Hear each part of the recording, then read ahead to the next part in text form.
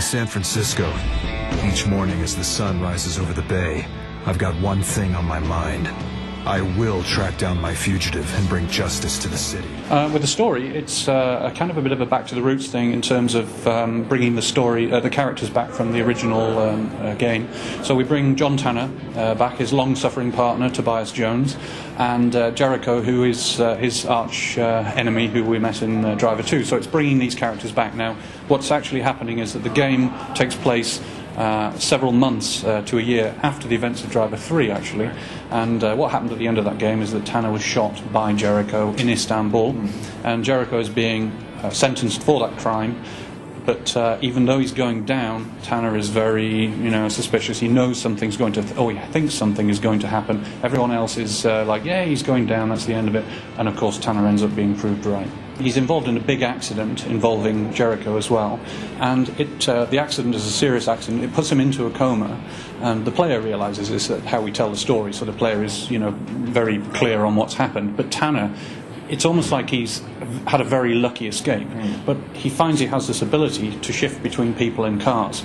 Now, at first, he just thinks he has this, like a crazy ability, but very quickly he starts to realize that everything is not what it seemed, and that something is definitely wrong in the world. And I don't want to give too much of the story away, but these things start filtering through to him, and he knows that he doesn't have this ability that he thinks he has, right. And it's all about how these things filter into him and how he gradually works out what's going on. But what it does allow us to do is to have this shift feature deeply embedded into the story, which allows the player to rapidly and instantaneously shift between multiple characters and multiple cars in the world. We've approached it in designing it in a game-type way. So what we've done is not try to create an inch-by-inch perfect version of San Francisco, because experience has told us that when you do that, you end up with a game that's not really that fun to drive between the areas. The distances are just too great.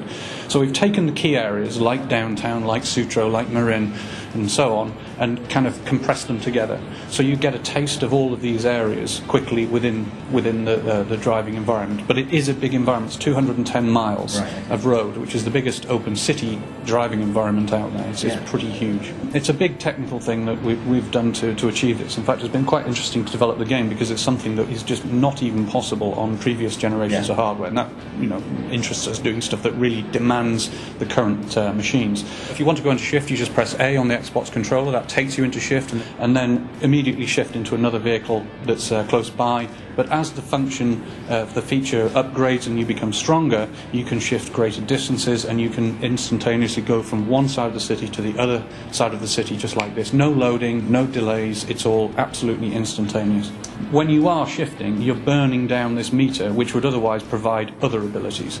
So there is a cost to it. It's not completely free, but we don't limit it in terms of, no, you can't shift, you've used 2 of your shifts and so on. We don't do that.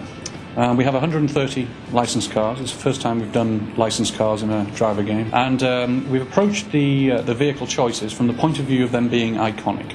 Well, a couple of things. First of all, real city, real traffic, sensible cars that you would expect in a city, so the city looks realistic. The second thing is iconic cars. So that means, obviously, there's the modern exotica and those sorts of things like Lamborghinis and so on that people might expect in a normal driving game. But we've approached it from iconic from a movie point of view. So if you think of a famous 70s movie car chase, pretty much anyone you can think of, then the chances are that vehicle is in the game. Multiplayer is a big part of the game. We set off a whole team within the team, actually, to do the multiplayer. And the great thing about the Shift is it's allowed us to create games and gameplay types that are totally unique in a driving game. And that are actually more recognisable from things like first-person shooters. So capture the flag type of things, base defence games, tag, we have 19 multiplayer modes in there actually, and they are really very diverse type of gameplays that you wouldn't normally associate with a driving game, like I said, because the Shift allows different types of gameplay mechanics. It allows you to stay in the action the whole time. So, if a race, for example, just to take an example of a race, if the race heads off off into the sunset because you crashed at the first bend. If it's a type of race that allows you to finish in any car, you can start sort of trying to get up ahead using the shift, and chases or getaways. You can try and shift into an oncoming car and try and take out the getaway head on. I mean, that sounds easy. It's not easy. So obviously it's not a mission breaker, but it's just the kind of things that you can do with shift, and it's out very beginning of September.